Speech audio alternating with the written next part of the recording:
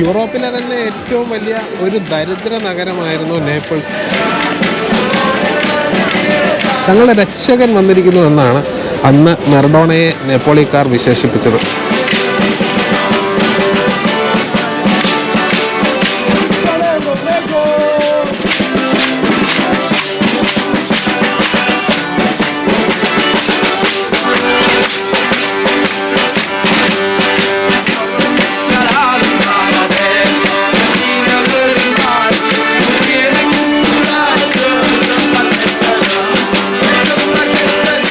Good morning. നമ്മളിപ്പോൾ നിൽക്കുന്നത് നമ്മൾ താമസിച്ച സാഞ്ചൂറിയനിലാണ്. ഈ സാഞ്ചൂറിയനകത്തെ കാഴ്ചകൾ നമുക്ക് കാണാനുണ്ട്.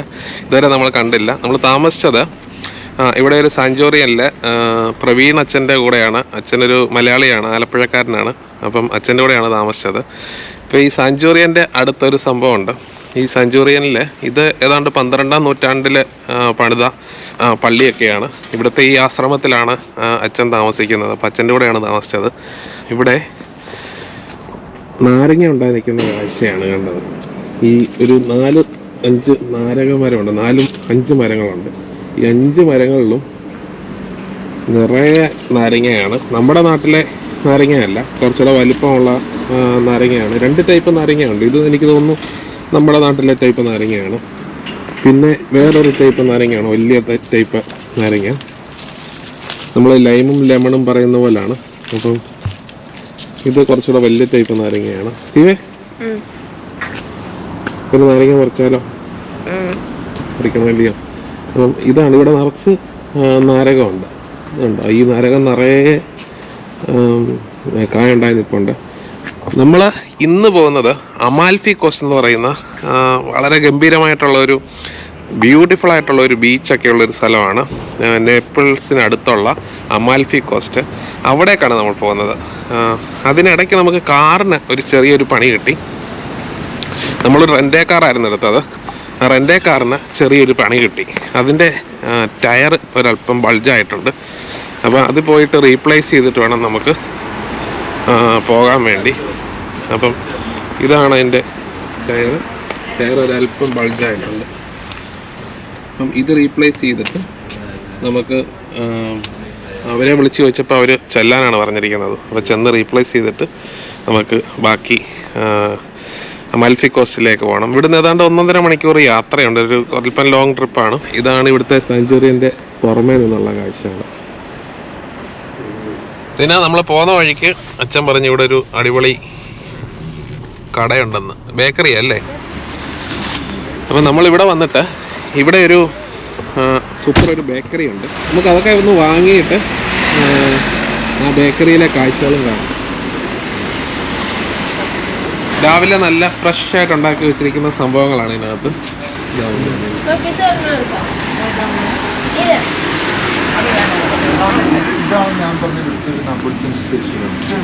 നെപ്പോളിയിൽ ആൾക്കാർ വളരെ മധുരമുള്ള ഫുഡ് കഴിക്കുന്ന ആൾക്കാരുണ്ട്.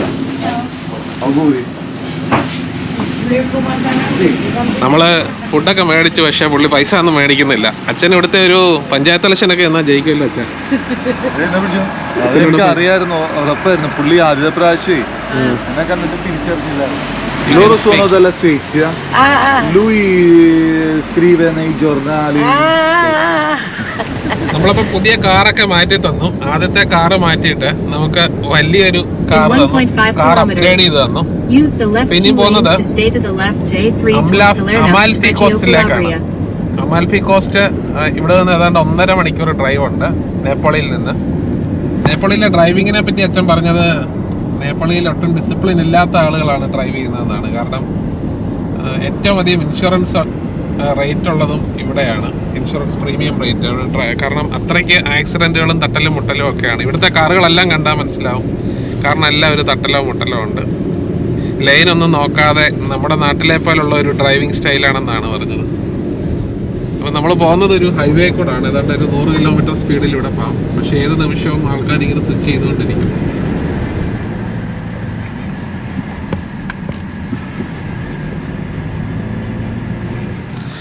നമ്മൾ അമാൽഫി കോസ്റ്റിലേക്ക് പോകുന്ന വഴിയാണ്. വളരെ നാരമായിട്ടുള്ള ഇടുങ്ങിയ വഴികളാണ്. വളരെ സ്ലോയിലേ പോകാൻ പറ്റും. നല്ല രസകരമായിട്ടുള്ളൊരു വ്യൂ ആണ്. രണ്ട് വശത്തും നല്ല ബ്യൂട്ടിഫുൾ ആയിട്ടുള്ള വീടുകൾ. നേരെ മുകളിൽ നോക്കിക്കഴിഞ്ഞാൽ നമുക്ക് കാണാം കുന്നിൻ്റെ മുകളിലൊക്കെ വീടുകൾ. ഇവിടുത്തെ എല്ലാ വീടുകളിലും ഉള്ളത് നമ്മുടെ ഓറഞ്ചാണ്. ഓറഞ്ച് ഇങ്ങനെ പഴുത്ത പറിക്കാറായി കിടക്കുന്ന ഓറഞ്ചിൻ്റെ കാഴ്ചകളാണ്. ഫ്രൂട്ട്സൊക്കെ ലോക്കലി പറിച്ചിട്ട് ഇവരോടൊക്കെ കടകളിൽ കൊണ്ടുവന്നിട്ട് വിൽക്കുന്നുണ്ട്. നമ്മൾ അമാൽഫിയിലേക്ക് പോകുന്ന വഴിക്ക് സൊറൻറ്റോയ്ക്ക് അടുത്തുള്ളൊരു സ്ഥലത്താണ് ഞങ്ങൾ നിർത്തിയത്. സൂപ്പർ ഒരു വ്യൂ ആണ്. ഈ പട്ടണത്തിൻ്റെ പൂർണ്ണമായിട്ടുള്ള വ്യൂ കാണാം നമുക്ക് ഇതിൻ്റെ മുകളിൽ നിന്ന് കഴിഞ്ഞാൽ. ഇവിടെ എല്ലാം മലകളും അതിൻ്റെ ഓരത്ത് നിൽക്കുന്ന പട്ടണങ്ങളും അതിൻ്റെ കാഴ്ചകളൊക്കെ സൂപ്പർ വ്യൂ ആണ്. ക്യാമറയിൽ ഇത് എത്രമാത്രം കിട്ടുന്നുണ്ടെന്ന് നമുക്കറിയാൻ പറ്റത്തില്ല. ഈ ഇടതുവശത്ത് നോക്കിയാലും നമുക്കവിടെ കാണാം. ഇവിടെ എല്ലാം മുന്തിരി ഇങ്ങനെ പന്തൽ കെട്ടി വളർത്തുകയാണ്. ഇവിടെ മുന്തിരിയൊക്കെ നമുക്കിവിടെ കാണാം. ഇപ്പോൾ സീസൺ അല്ലാത്തതുകൊണ്ട് എല്ലാം ഉണങ്ങി നിൽക്കുകയാണ്. സീസൺ ആകുമ്പോൾ നിറച്ച് മുന്തിരി ഉണ്ടാകുമെന്ന് പ്രതീക്ഷിക്കുന്നു. മറ്റൊരു കാഴ്ച, ഇവിടുത്തെ മിക്ക വീടുകളിലും നമ്മുടെ നാട്ടിൽ ഈ ഓറഞ്ച് പോലെ കട്ടിയുള്ള നമ്മുടെ നാരകം പോലെ ഇരിക്കുന്ന ഓറഞ്ച് ഉണ്ട്. ഇവിടെ എന്ന് പറയുന്നത് സ്വീഡനിലൊക്കെ പറയുന്ന ആപ്പിൾസിൻ എന്നാണ്. അങ്ങനെയുള്ള ഓറഞ്ചാണ് ഇവിടുത്തെ എല്ലാ വീടുകളിലെയും കൃഷി. പൊതുവെ തണുപ്പുള്ള രാജ്യങ്ങളിൽ ചെന്ന് കഴിഞ്ഞാൽ നമുക്ക് സീസണിൽ ആപ്പിൾ കാണുന്ന പോലെ എല്ലാ വീടുകളിലും നമുക്ക് ഓറഞ്ചിൻ്റെ മരങ്ങൾ കാണാം. അത് നിറയെ കുലകുലയായിട്ട് നിറഞ്ഞു നിൽക്കുന്ന ഓറഞ്ചിൻ്റെ കാഴ്ചകൾ സൂപ്പറാണ്. നമ്മൾ പോകുന്ന വഴിക്കുള്ള വ്യൂ ആണ്. സൂപ്പർ വ്യൂ ആണ് ഈ സൈഡിൽ നോക്കിക്കഴിഞ്ഞാൽ. ഇപ്പം ഇവിടുത്തെ ഒരു വിൻ്റർ ടൈം എന്ന് വേണമെങ്കിൽ പറയാം. ഇവിടെ വലിയ മഞ്ഞൊന്നും പെയ്യുന്ന സ്ഥലമല്ല. വിൻ്റർ ടൈം ആയതുകൊണ്ട് മരങ്ങളെല്ലാം ഇല ഒഴിച്ച് നിൽക്കുന്നതുകൊണ്ട് അത്ര സമ്മറിന് അത്രയും ബ്യൂട്ടിഫുൾ അല്ല. അമാൽഫി കോസ്റ്റ് യൂറോപ്പിലെ തന്നെ ഏറ്റവും ബെസ്റ്റായിട്ടുള്ള ഒരു ബീച്ച് ഉള്ളൊരു സ്ഥലമാണ്. ധാരാളം ടൂറിസ്റ്റുകൾ ഇപ്പോൾ ഇറ്റലിക്ക് പുറത്തു നിന്നും ഇറ്റലിക്ക് അകത്തു നിന്നുമുള്ള ധാരാളം ടൂറിസ്റ്റുകൾ വരുന്ന ഒരു ബ്യൂട്ടിഫുൾ സ്ഥലമാണ് അമാൽഫി കോസ്റ്റ്. അപ്പം ഇതാണ് നമ്മൾ പോകുന്ന വഴിക്കുള്ള കാഴ്ചകൾ. ആടുകൾ കണ്ടോ ക്രിസേ? നിറയെ ആടുകൾ.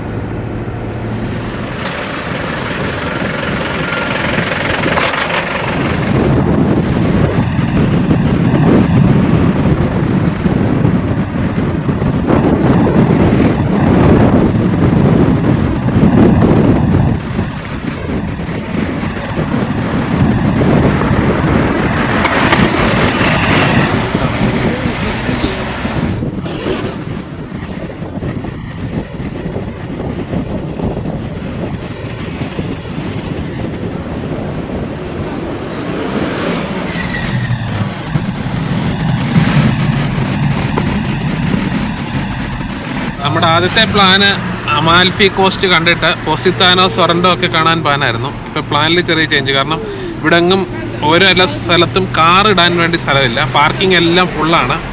കാർ ഇവിടെ വഴിയിലിട്ട് കഴിഞ്ഞാൽ അവർ ടോ ചെയ്തുകൊണ്ട് പോകും, പൊക്കിക്കൊണ്ട് പോകും.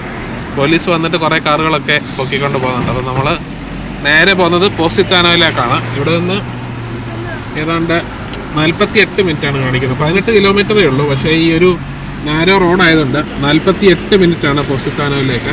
നമ്മളിവിടെ കാറ് പാർക്ക് നേരെ പുറത്തോട്ടിറങ്ങി. അമാൽഫി കോസ്റ്റിലെ ഒരു ചെറിയൊരു ക്വാർട്ടറാണ്.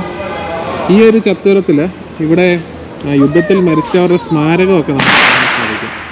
ഇതാണ് ഇവിടെ ഇറങ്ങി വരുമ്പോഴുള്ള കാഴ്ചകൾ. മുൻപ് പറഞ്ഞ പോലെ തന്നെ അമാൽഫി കോസ്റ്റിൻ്റെ ഏറ്റവും വലിയ പ്രത്യേകത ഈ ചെറിയ നാരകമാണ്. ഇവിടെ എല്ലാം കണ്ടോ നാരകം നട്ടുപിടിപ്പിച്ചിട്ടുണ്ട്. ഇതിലെല്ലാം നിറയെ കായാണ്. ഇതാണ് അമാൽഫിയിലെ ബീച്ചിൻ്റെ കാഴ്ചകൾ. സൂപ്പർ കാഴ്ചയാണ്. ഇവിടെ സാൻഡ് ഇല്ലാത്തതുകൊണ്ട് നമ്മുടെ നാട്ടിലെ പോലെ പൂഴിമണലുള്ള ഒരു ബീച്ചല്ല. അതുകൊണ്ട് എനിക്ക് തോന്നുന്നു ഇവിടെ കുറച്ച് മെറ്റൽ ചിപ്സൊക്കെ ഇവർ കൊണ്ടിട്ടിരിക്കുകയാണ്. വെയിൽ നല്ല രീതിയിൽ അവിടെ നിന്ന് അടിക്കുന്നുണ്ട്.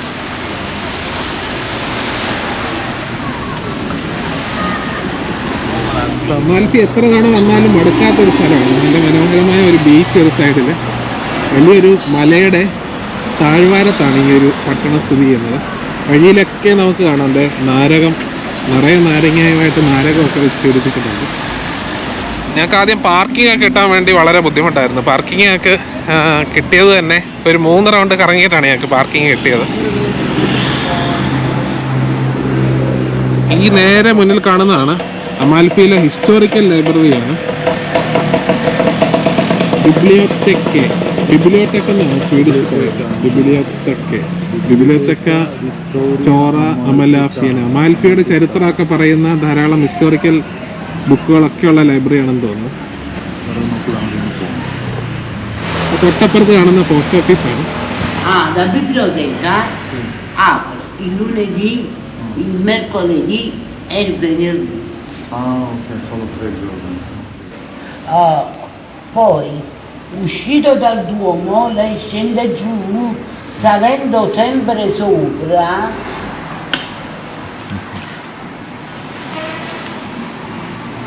ഞങ്ങൾ റീനയും ക്രിസ്റ്റിനെയും സ്റ്റീവിനെയൊക്കെ ഇവിടെ ഇറക്കി വിട്ടിട്ടാണ് പാർക്ക് ചെയ്യാൻ പോയത്. അപ്പോൾ അവരെ തേടി ഞങ്ങൾ ഇങ്ങോട്ട് വന്നതാണ്. ഇവിടെയും എല്ലാ ടൗണുകളിലും ചെറിയ ചെറിയ ക്രിബുകൾ ഉണ്ടാക്കി വെച്ചിട്ടുണ്ട്. ക്രിസ്മസ് സമയത്ത് ടൗണുകളിൽ ക്രിബുകളൊക്കെ ഉണ്ടാക്കി വെച്ചിട്ടുണ്ട്. നമുക്കിവിടെ കാണാം. ഇതാണ് അമാൽഫിയിലെ ക്രിബ്. ഇറ്റലിയുടെ സ്വന്തം കാറാണ് ഈ ഫിയറ്റ്. ഇറ്റലിയിൽ നോക്കിക്കഴിഞ്ഞാൽ ഏറ്റവും അധികം കാറുകൾ ഫിയറ്റാണ്. ഇവിടെ ഒരു കുഞ്ഞൻ കാർ കൊണ്ട് പാർക്ക് ചെയ്തിട്ടുണ്ട്. ഇത് പഴയൊരു കാറാണ്. അമാൽഫിയിലെ കത്തീഡ്രൽ സ്ക്വയറാണ് നമ്മൾ ഈ കാണുന്നത്. സൂപ്പർ ഒരു സ്ഥലമാണ്. അല്പം ടൂറിസ്റ്റ് ആണെന്ന് തോന്നുന്നു. പക്ഷേ ടൂറിസ്റ്റുകൾക്ക് വേണ്ടിയുള്ള കടകളും വളരെ അത്ര അധികം ടൂറിസ്റ്റുകളൊന്നുമില്ല. കാരണം ഇപ്പം സീസൺ അല്ലാത്തതുകൊണ്ടായിരിക്കാം. കത്തീഡ്രലൊക്കെ കണ്ടു കഴിഞ്ഞാൽ വളരെ ബ്യൂട്ടിഫുൾ ആയിട്ടുള്ള കത്തീഡ്രലാണ്. ഇതാണ് കത്തീഡ്രലിൻ്റെ പുറമേ നിന്നുള്ള കാഴ്ചകൾ. നമുക്ക് അകത്തേക്ക് പോയിട്ട് ഇതിൻ്റെ അകത്തെ കാഴ്ചകൾ കാണാം. നമുക്ക് നേരെ പോയിട്ട് ഈ കത്തീഡ്രലിനുള്ളിലെ കാഴ്ചകൾ കാണാം. ഇതാണ് കത്തീഡ്രൽ. ഈ പള്ളി 10-ാം നൂറ്റാണ്ടിലാണ് പണി കഴിപ്പിച്ചത്. നമുക്ക് അകത്തോട്ട് പോയിട്ട് അതിൻ്റെ ടിക്കറ്റ് എടുക്കണം അകത്ത് കയറണമെന്നുണ്ടെങ്കിൽ. ഈ പള്ളിയുടെ അകത്തോട്ട് കയറി കഴിഞ്ഞാൽ നമുക്കിത് ഈ പള്ളിയുടെ ചരിത്രമെല്ലാം പറയുന്ന ഒരു മ്യൂസിയം കൂടാണ്. അപ്പം ഇതാണ് അതിൻ്റെ കാഴ്ചകൾ. ഇതിൻ്റെ ഇവിടെ നിന്ന് കണ്ടുകിട്ടിയ പഴയ അവശിഷ്ടങ്ങളെല്ലാം തന്നെ അവർ പ്രിസർവ് ചെയ്തിട്ട് അതിൻ്റെ ചരിത്രമൊക്കെ ഇവിടെ എഴുതി വെച്ചിട്ടുണ്ട്. അതാണ് ഈ പള്ളിക്ക് അകത്തേക്ക് കയറുമ്പോഴുള്ള കാഴ്ചകൾ. അതായത് ഈ ഒരു ക്യോസ്ട്രോനെ കുറിച്ച്, അതായത് ഈ ഒരു നാലുകെട്ട് എന്നുള്ള രീതിയിൽ നമുക്ക് പറയാമെന്ന് തോന്നുന്നു. അത് 1266 1268 നിർമ്മിച്ചതാണ്. അത്ര ബ്യൂട്ടിഫുൾ ആയിട്ടാണ് ഇതിനകം മെയിൻറ്റെയിൻ ചെയ്തിരിക്കുന്നത്. അല്ലേ, ഇതിനകം നല്ല നീറ്റായിട്ട് അവർ മെയിൻറ്റെയിൻ ചെയ്തിരിക്കുന്നത്. ഇത്രയും പഴയ കെട്ടിടമാണെങ്കിലും വെൽ മെയിൻറ്റെയിൻ. ഇതാണ് പള്ളിയുടെ ഗോപുരത്തിൻ്റെ ബെൽ ടവറാണിത്. ഇതിൻ്റെ കാഴ്ചകൾ നമുക്ക് പള്ളിക്ക് അകത്തോട്ട് കയറി കഴിഞ്ഞാൽ കാണുന്ന കാഴ്ചയാണിത്. ഈ പള്ളിയിലെ ഇതിന് മുമ്പ് ഇവിടെ ഉണ്ടായിരുന്ന പള്ളിയുടെ അൾത്താരയാണ്. പൂർണ്ണമായിട്ടും വെള്ളിയിലാണ് ഈ അൾത്താര നിർമ്മിച്ചിരിക്കുന്നത്. അതിപ്പോൾ ഇവിടെ ഒരു പള്ളിക്ക് അകത്തേക്ക് കയറുമ്പോൾ പഴയ പള്ളിയുടെ ഭാഗം എല്ലാം കൂടെ ചേർത്ത് ഒരു മ്യൂസിയമായിട്ട് സെറ്റ് ചെയ്തിട്ടുണ്ട്. അതിൻ്റെ കാഴ്ചകളാണ് നമ്മളിപ്പോൾ ഈ കാണുന്നത്. ഇതാണ് ആദ്യകാലത്തുണ്ടായിരുന്ന പള്ളി. ബ്യൂട്ടിഫുൾ വ്യൂ ആണ്. ആർക്കിടെക്ചറും അതിൻ്റെ പഴയ ചിത്രങ്ങളുമൊക്കെ പതിച്ച് സൂപ്പറായിട്ട്. ഇതിൻ്റെ വാളൊക്കെ ആണെങ്കിൽ എനിക്ക് തോന്നുന്നു ഇറ്റാലിയൻ മാർബിളിൽ തന്നെയാണ് ഉണ്ടാക്കിയിരിക്കുന്നത്. ഇത് ഫുള്ള് മാർബിളാണ്. മുകളിലുള്ള ചിത്രങ്ങൾ മാത്രം വരച്ച് ചേർത്തിരിക്കുന്നു.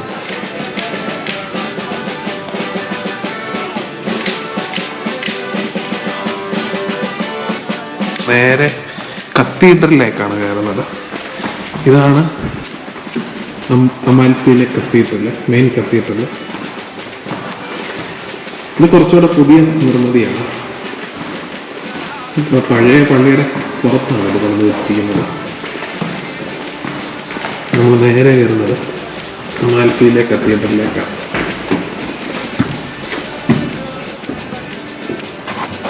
ഇതാണ് അമാൽഫിയിലെ കത്തീഡ്രലിനുള്ളിലെ കാഴ്ചകൾ.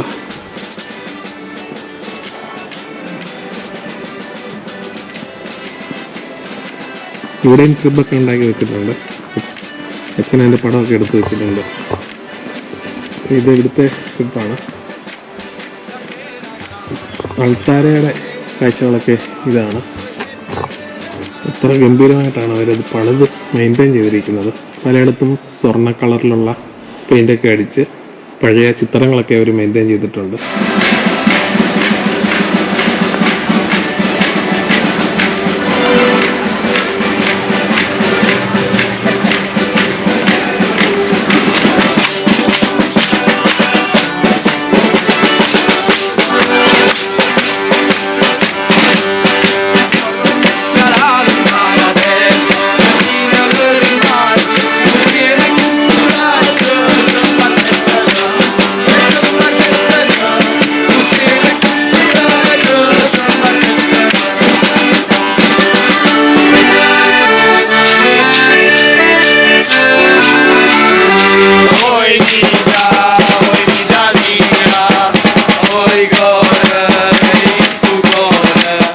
ഇറ്റലിയിലെ ഏറ്റവും ഫേമസ് ആയിട്ടുള്ള ഒരു ലിക്കറാണ് ലിമോൺഷെല്ലോ.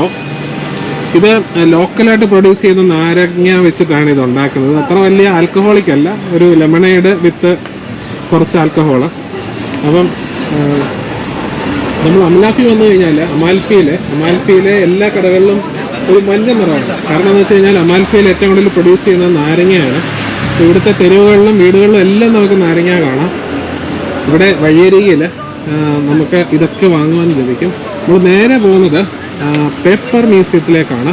അമാൽഫി 13-ാം നൂറ്റാണ്ട് മുതലുള്ള ചരിത്രമുണ്ട്. അമാൽഫിക്ക് ഒരു മാരിടൈം സിറ്റി അല്ലെങ്കിൽ ടൗൺ എന്ന രീതിയിൽ അമാൽഫിക്ക് ചരിത്രം ഉണ്ടെങ്കിലും 13-ാം നൂറ്റാണ്ട് മുതൽ ഇവിടെ പേപ്പർ ഉണ്ടാക്കിയിരുന്നു. വീടുകളിലൊക്കെ പേപ്പർ ഉണ്ടാക്കുന്ന ഒരു ചരിത്രം ഉണ്ടായിരുന്നു. ഇത് ചൈനയിൽ നിന്നൊക്കെ അവർക്ക് കിട്ടിയ ട്രഡീഷൻ അല്ലെങ്കിൽ സ്കില്ലാണെന്ന് പറയപ്പെടുന്നു. നമ്മൾ നേരെ പോകുന്നത് പേപ്പർ മ്യൂസിയത്തിലേക്കാണ്. ഇവിടെയും നമുക്ക് മറഡോണയെ കാണാം. നേപ്പോളിയുടെ രക്ഷകനാണ് മറഡോണ. നമ്മൾ നേപ്പോളിയുടെ വീഡിയോയിൽ പറഞ്ഞിട്ടുണ്ട്, നേപ്പോളിയുടെ വീഡിയോയിൽ മറഡോണയുടെ കഥകളൊക്കെ പറഞ്ഞിട്ടുണ്ട്. നമ്മൾ നേരെ പോകുന്നത് അമാൽഫിയിലെ പേപ്പർ മ്യൂസിയത്തിൻ്റെ കാഴ്ചകൾ കാണാനാണ്. അപ്പം ഇതാണ് അമാൽഫിയിലെ തെരുവിൻ്റെ കാഴ്ചകൾ. ബ്യൂട്ടിഫുൾ ആയിട്ടുള്ളൊരു സ്ഥലമാണ്. ശരിക്കും വിസിറ്റ് ചെയ്തിരിക്കേണ്ട ഒരു യൂറോപ്യൻ പട്ടണം തന്നെയാണ് അമാൽഫി കോസ്റ്റ്. ഇത്ര മനോഹരമായിട്ടാണ് മെയിൻറ്റെയിൻ ചെയ്തിരിക്കുന്നത്. ഇത്രയും ടൂറിസ്റ്റുകൾ വന്നിട്ട് പോലും ഒരു പേപ്പറോ അല്ലെങ്കിൽ വേസ്റ്റോ ഒന്നും തന്നെ കാണാനില്ല. നേപ്പാളിയായിട്ട് കമ്പയർ ചെയ്യുമ്പം കുറച്ചുകൂടെ ബ്യൂട്ടിഫുൾ ആയിട്ടുള്ളൊരു സ്ഥലം തന്നെയാണ് അമാൽഫി കോസ്റ്റ്.